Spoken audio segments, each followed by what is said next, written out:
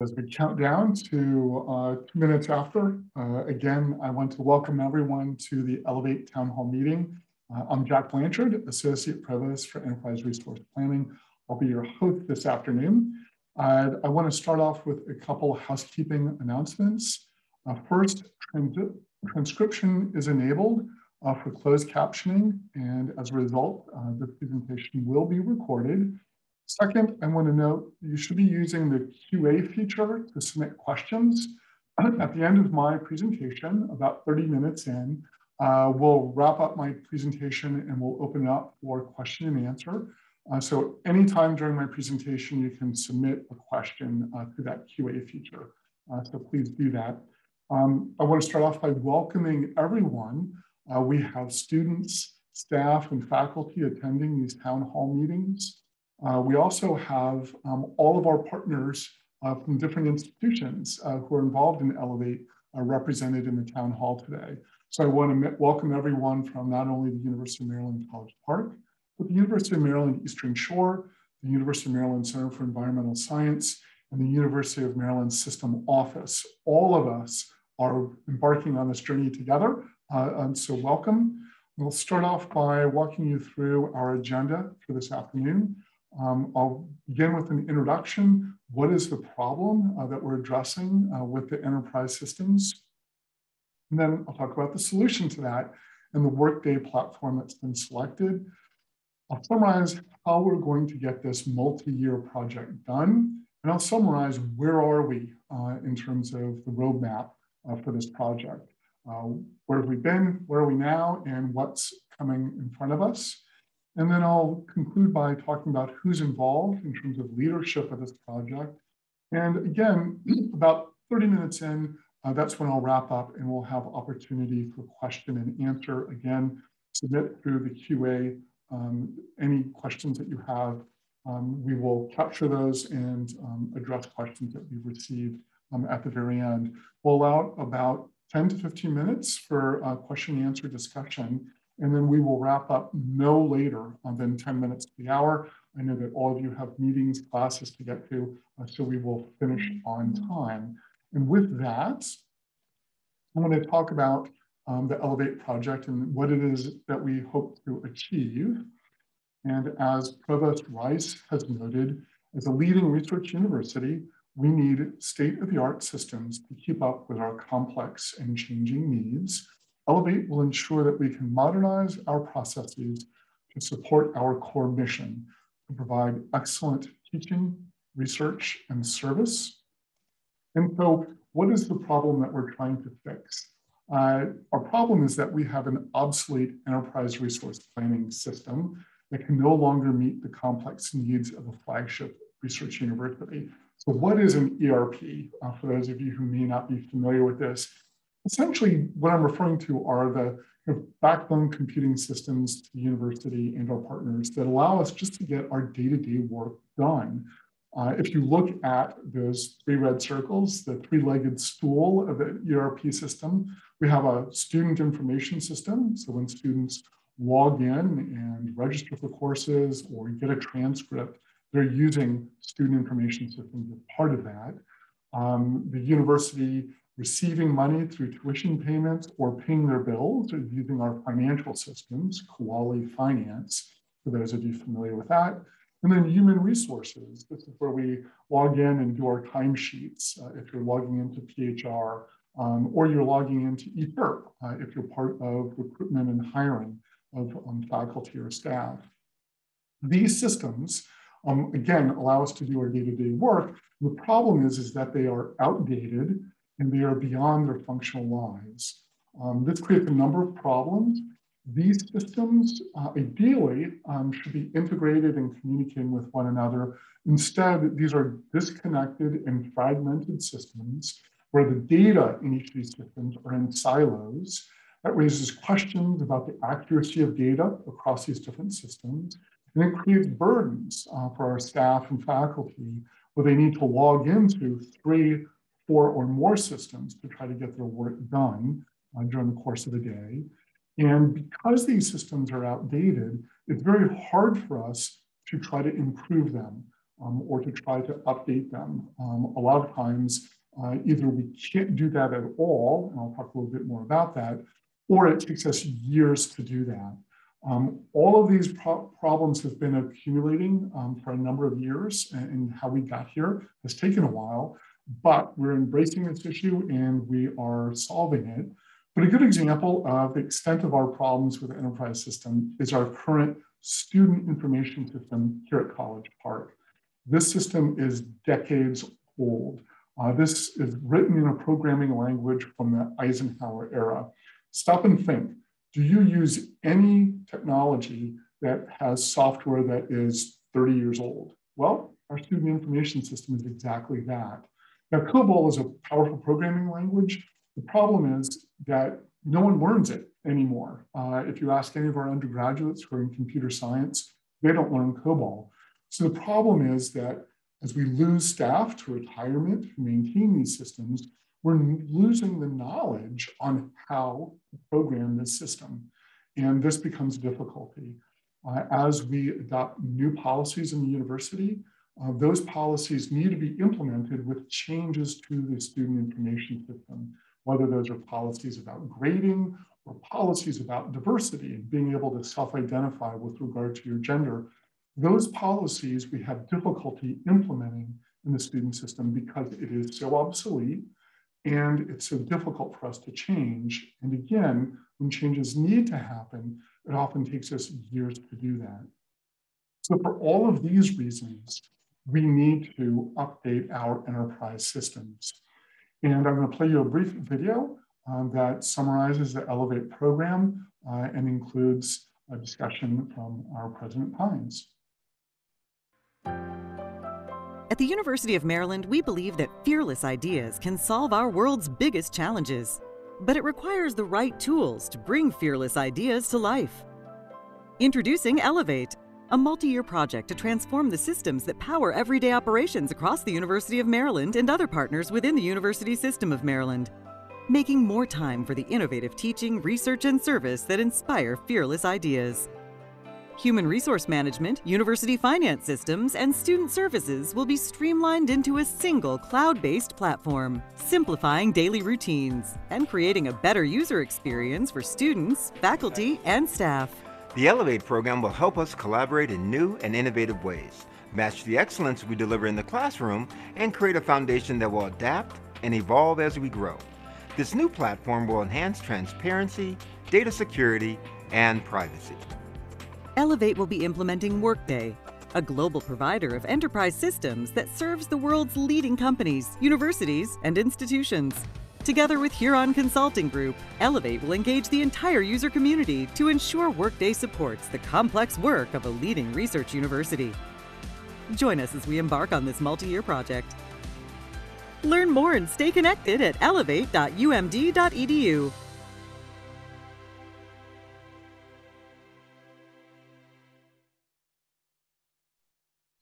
We have very clear goals for the Elevate program. First and foremost is that we want to provide a positive user experience for our students, staff, and faculty. That's something that our antiquated systems does not currently provide, and we will achieve with the new system.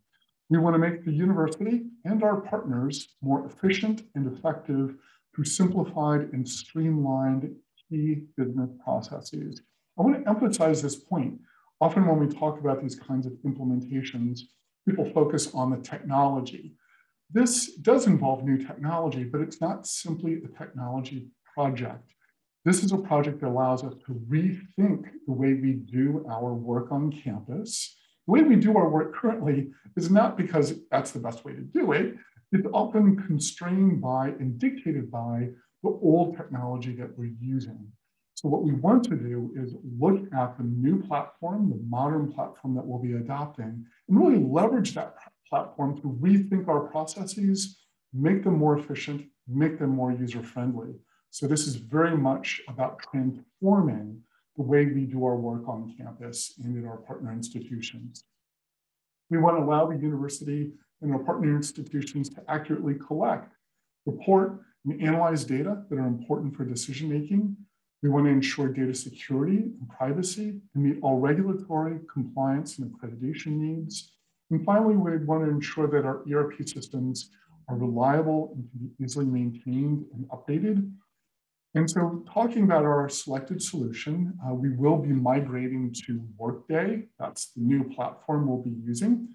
And as Carlo Colella, our Vice President for Administration, has noted, this Workday transformation is an opportunity to standardize and streamline our core business processes, lightening the administrative burden on our faculty and staff, and freeing them to spend more time on mission-driven work.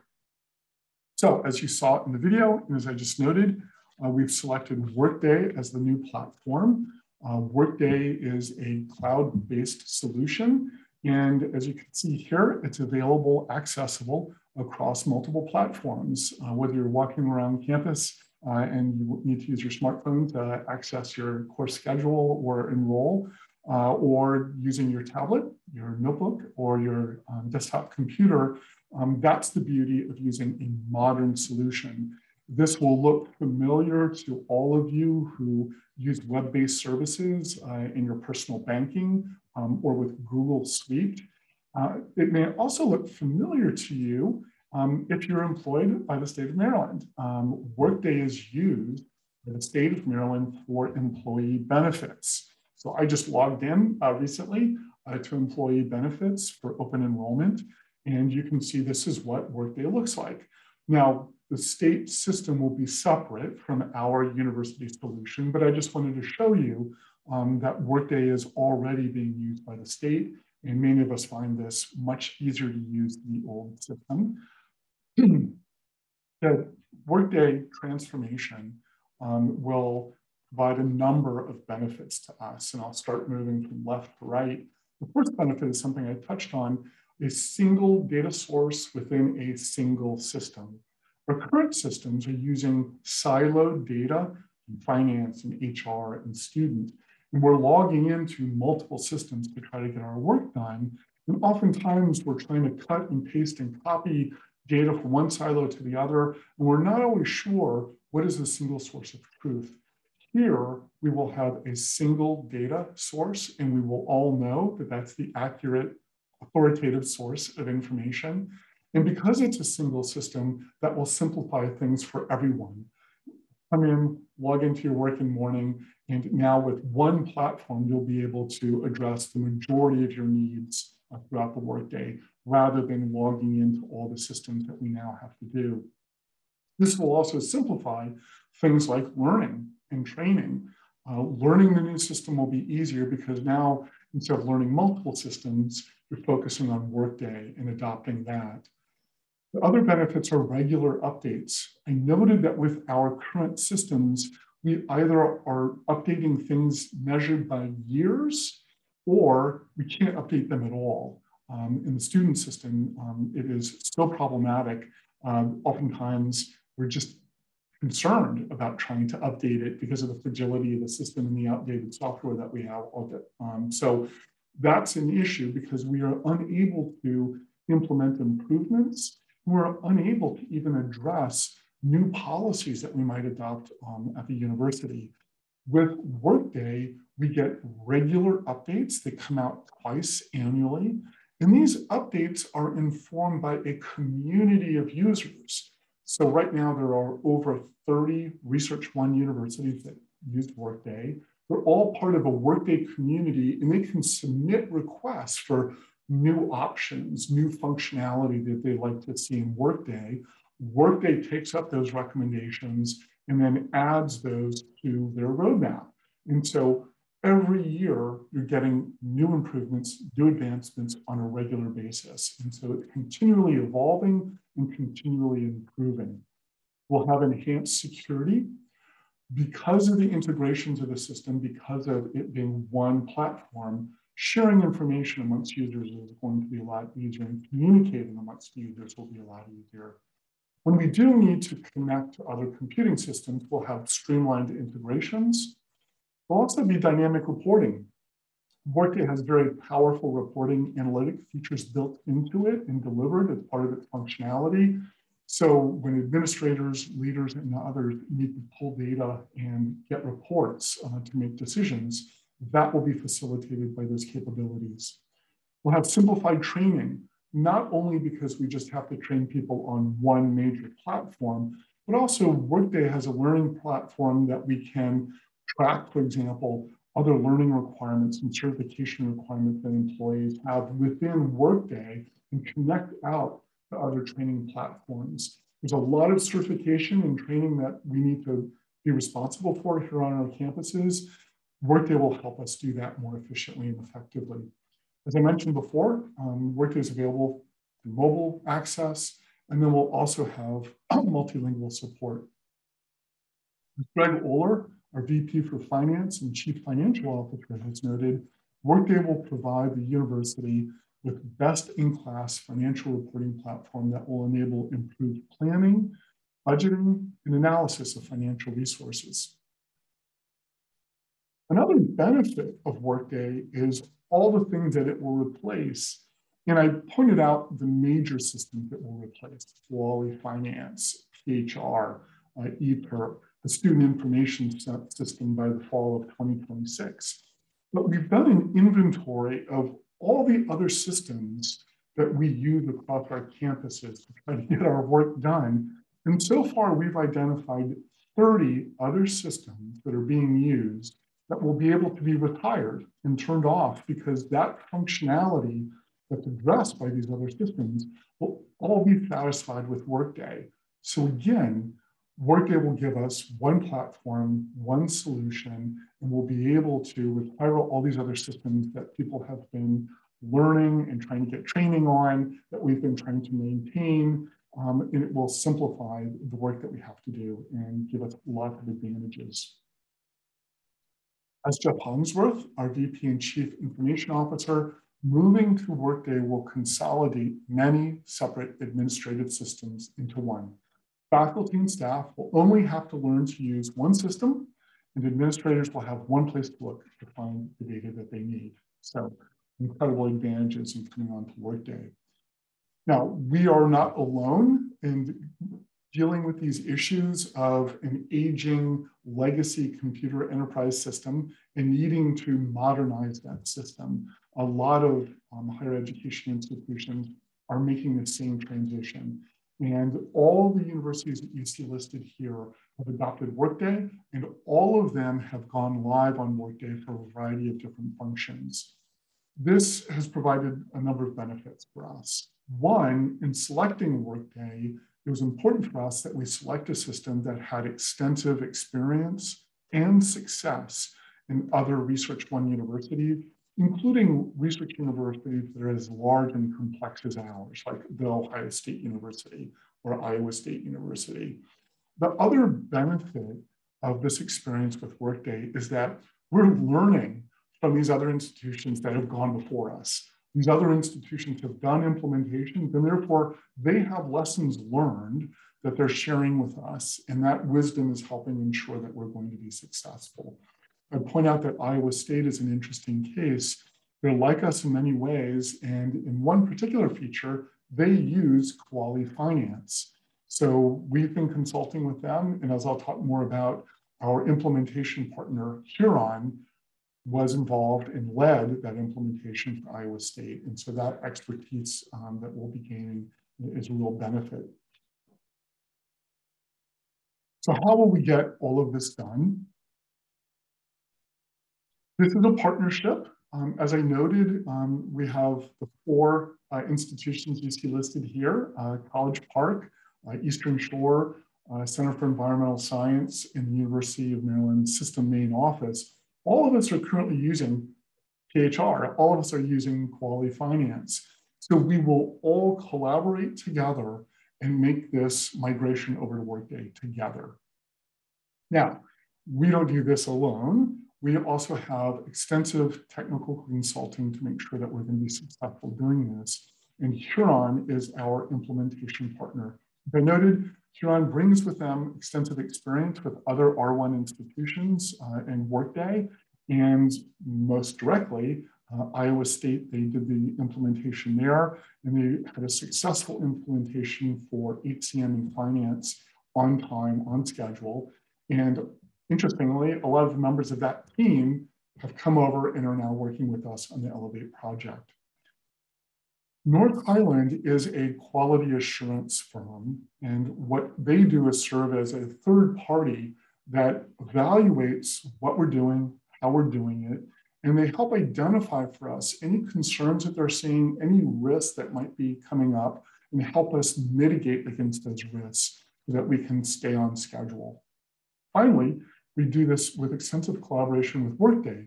Workday has a lot of technical expertise in higher education, and as we move forward with the implementation, we work closely with them to ensure that we're going to be successful. Now, we have these outside partners that I talked about with Huron, for example, but we are also taking extensive steps to ensure that Workday will work for Maryland by making sure that we have Maryland staff really at the core of all of this. So we started off in January hiring full-time Maryland staff to bring on board their subject matter expertise, their knowledge of our requirements on our different campuses to come in and devote themselves to the project for its duration. We didn't stop there. Over the course of the summer, we expanded our engagement to include advisory groups across the 4 institutions, over 96 Maryland staff, again, bringing in their subject matter expertise across these functional areas and their expertise in their local areas, whether it's Eastern Shore or UNFES or a division or a college within University of Maryland College Park.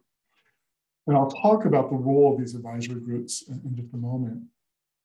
Just recently, we expanded beyond these advisory groups to get even more granular engagement with our staff and all of our colleges, divisions, and major units. And now we have these project implementation teams. It represents 317 Maryland staff who will be engaged with Elevate and ensuring that we're getting the work done properly and ensuring that the solution that we come up with is going to be successful. The last piece that you see there in that final bar is in doing what we're doing this afternoon, engaging with our diverse communities across our institutions, over 50,000 people, students, staff, and faculty. We're doing that through town hall meetings like today. We'll have functional overviews in the spring. These are demonstrations. We have newsletters, website that I'll talk more about, and communications. All of that is to make sure that you stay informed and engaged as we move forward in this multi-year project. So where are we now? I'm going to walk you through 2 calendars, one at a high level and one at a more granular level. At the high level, there are 3 stages of work that are in front of us. And as you can see, this is a multi-year project spanning from now until fall of 2026. That top red work stream that you see is where we are now. We're working on finance and human capital management, also HR is referred to. And this will keep us busy through the summer of 2023 when we go live. My next slide, I'm going to break out that arrow and we're going to go month by month as to what's happening there. So I'll come back to that one. When we're done with finance and HCM, we're going to pivot to what's called adaptive planning.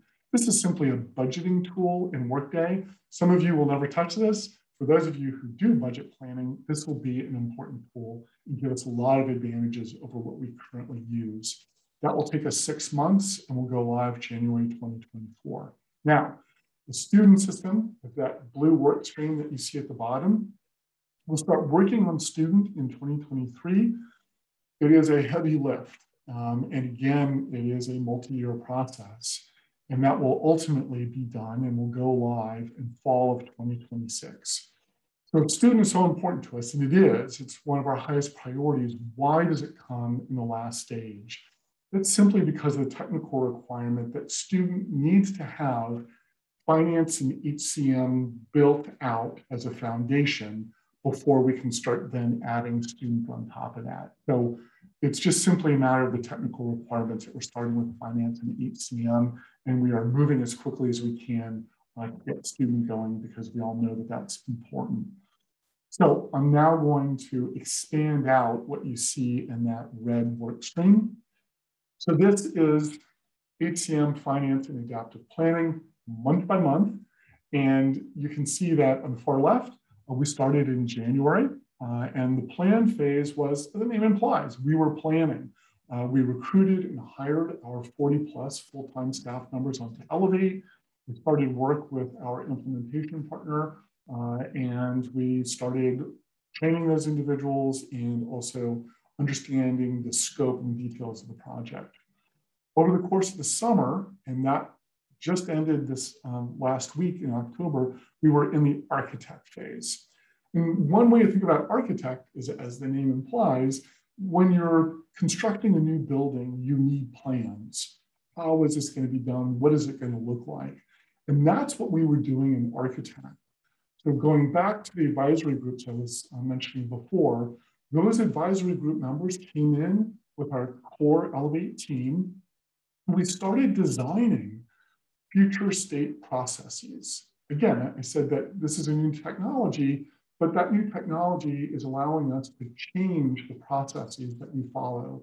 We might do one set of processes in our old system with quality and PHR and ECHR to recruit and hire a new staff member, but those processes will look different when we're on one platform that's modern, and we develop these future state processes with the collaboration of our advisory group members. And this was an iterative process. And that architect phase is getting those designs about 80% complete, and it's getting those on paper, and we're confirming that those look like they'll pretty much address all of our needs. And that takes us to where we are now. Just now, November 1, we started configure and prototype. And by the way, we exited architect last week on schedule and on budget. So now that we're in configure and prototype, what do? Well, we're taking what we developed in architect, those designs on paper, if you will, and we are now putting those into Workday. So we have a Workday tenant. This is an instance of Workday where we are configuring it based on our designs and architect. And now in configure and prototype, we can go log into the system and see, how do these designs work? And that's where we turn to our project implementation team. That was the 300+ staff members. So they'll be coming in for what we call customer confirmation sessions. And those 300+ staff members will be going through each of these modules that we designed in architect. And architect took us about 80% of the way. Configure and prototype in this customer confirmation sessions, collaborating with our project implementation team, they'll wrap up that remaining 20% or so, tweaking those designs, making sure that they work locally for all of our colleges, all of our divisions, all of our units, all of our campuses. So it's a very extensive, labor-intensive process, but it's an important process to make sure that we have representation of all the different facets of our institutions and that we get this done successfully. So we'll get through configure and prototype. That will take us into next summer, where we will, which sounds far away, but it will come quickly. That's when we'll get into testing and training and developing training materials and preparing for spring of 2023. At about that time, we'll start training staff somewhere around March, April, date to be determined. We'll do that with enough lead time that all users, staff, faculty, can get trained on the new system and be fully ready for when we deploy and go live July 1, 2023. And by going live on Workday, we will unplug PHR and quality finance. We will not be using those. We'll be fully live on the new system. And then we'll pivot to adaptive planning, 6 months for that budgeting tool, so that in January 2024, go live, and that tool can be used for the following fiscal year. So, who is involved with Elevate? You've heard from our sponsors, and each of them I've kind of summarized with regard to their quotes and endorsement. They provide important leadership for the project, and they are key in making sure that this project was initiated and supported and made it an institutional priority. The Executive Steering Committee for Elevate has representation from each of the functional areas: HR, finance, IT, student, and they provide day-to-day leadership and decision-making as part of the Elevate team. And this gets us to, on time, our Q&A session. And so I'm going to introduce Gay Bugenhagen, and Gay is going to provide me with some questions that we received. In some cases, before this meeting, people were submitting questions, and we're tracking that. We'll continue to track questions that are coming in through the Q&A on this town hall. Before I turn it over to Gay, I just want to address a question I typically get in these settings. And that question involves, what are some of the major challenges that we face in this kind of implementation? And for me, one of the big challenges, there are many, but one of the big challenges is what we're trying to do this afternoon, communicating with all of our constituencies, where we have 50,000 plus students, staff, and faculty across our campuses. And we want to be sure that everyone's aware of Elevate, that they understand what to expect.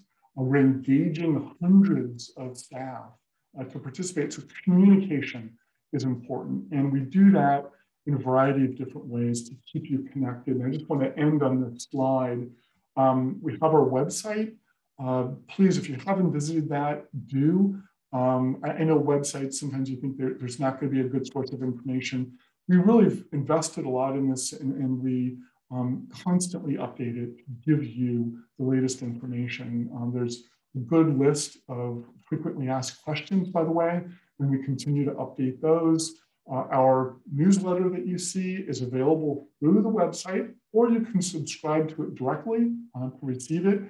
That provides regular updates and information to keep you aware of what's going on. And if you have questions after this town hall, you can go to our website, and we have a portal to submit questions.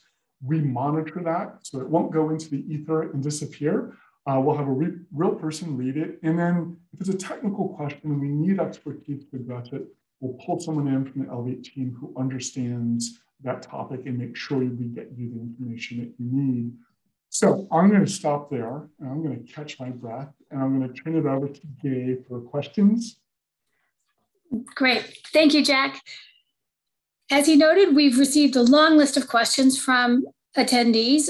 They were submitted through the pre-registration process, so we've captured all those questions. We've also had my team monitoring the Q&A through this town hall and through the previous town halls. And what we've done, Jack, is we've put the questions together, and we've tried to group them into three broad categories. With the time remaining, we're not going to be able to get to all the questions, but the three categories that I have for you are general project related questions. The second category is training. And then the third category is a catch-all or a miscellaneous. So I'd like to start with the general project questions, if you're ready. Sure. The first one, is the project still on schedule? Yes, as I noted on the earlier slide, we just exited the architect phase, and that was on schedule and on budget. And we're starting the configure and prototype phase on schedule November 1. Great. Next, how was Workday selected and why now? Good questions. We're now in 2021, but this process started back in 2017. The university started conducting systematic research on our enterprise needs and characterizing the limitations of our system, and also started doing research systematically with what are the available solutions, what are other universities doing, what are the different platforms available, what are the considerations. That led then across 2017 and 2018, that built towards moving into developing the Elevate program. I started in my position in March of 2019, and in fall of 2018, August of 2018, we had a request for proposals, and we requested that vendors give us proposals about what would be an effective solution for us with a new enterprise system. We received proposals from 2 vendors. They came to campus, they did demonstrations to over 740 attendees. We surveyed those attendees. We had over 400 survey responses. We had something like 70 technical advisors and technical evaluators on our committee. We asked the vendors their responses to over 600 technical requirements that we then inspected their answers to. And then we also reached out to other universities to look at recommendations about these different solutions. We brought all of that information together, integrated it all, and then came up with a recommendation for a solution.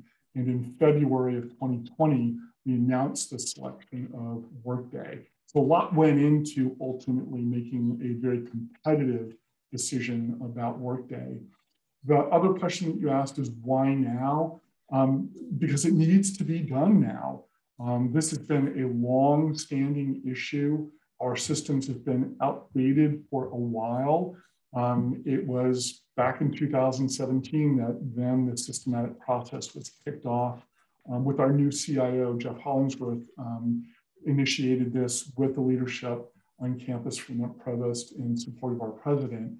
So we're doing it now because it needs to get done. And the critical issue is that this is not a solution that you flip a switch and you have a new system. As you've seen in today's presentation, this is a long haul. It takes multiple years to build that new solution. So that's why we're eager to get started as soon as we can. And that's why we kicked this off in January of 2021. Thank you. I had a few more questions, but I want to pivot to training related questions in the interest of time so we don't miss some of those. The first training question, is there a timetable when training sessions for users will start? Yes. So once we get HCM and finance ready, spring of 2023, we'll start training. Date to be determined, but you can anticipate typically around March, April of 2023, we'll start training for staff, faculty, users of HCM and finance. And we'll ultimately stage that training, specific date determined by what do we need in terms of adequate time to fully prepare our staff and faculty. Next question. What type of training and job aids are being offered? So the beauty of using a modern solution like Workday is that it has modern approaches to training and learning. And so we have multiple modalities that we'll take advantage of. Those include instructor-led training, good old-fashioned instructor-led training, and virtual instructor-led training with subject matter experts addressing the functionality that staff and faculty are being trained in. We'll have computer-based training, so people can log in online at their convenience and access training resources, videos, or other material to further supplement that instructor-led training. We'll have user labs. They'll be scheduled and will help people work through different processes. And then there'll be online job ads that people can access to learn how to move through a process in Workday. And by the way, this won't end July 1. As we've known from prior instances, the mistake that's sometimes made is that training gets shut off when you go live. And then what happens to new staff or what happens to existing staff who are taking on new responsibilities? We understand that training, learning, and support are an ongoing issue. And so we'll have these resources that are available post-go live so that our staff, faculty, and eventually students have the support that they need to learn how to use these new systems and maintain that over time. Okay, last training question before we move to miscellaneous. When will I be able to see a demo of the system and quote unquote test drive it? Right, so I mentioned earlier that in the spring of next year, we should have these functional overviews where these are demonstrations, and so people will be able to see different functionality, and we'll be able to make announcements of that campus-wide across our institution so people will be able to access that. So anticipate that sometime in the spring, date to be determined, but we'll be pushing out announcements far in advance of that. Great. Miscellaneous. Will proposals still be routed through Quality Research? Yes, we are going to continue using Quality Research for pre-award. It's post-award that will then go on to Workday. Good. Next one. I would be interested to hear highlights about Huron and their past implementations, their methods, their successes, et cetera. Right. So we selected Huron through a competitive process in the same way that we did with the Workday platform. We had a RFP that was released. We solicited vendors, consulting firms to apply. We then competitively evaluated those firms and ultimately selected Huron. We did that based on Huron's extensive experience in higher education.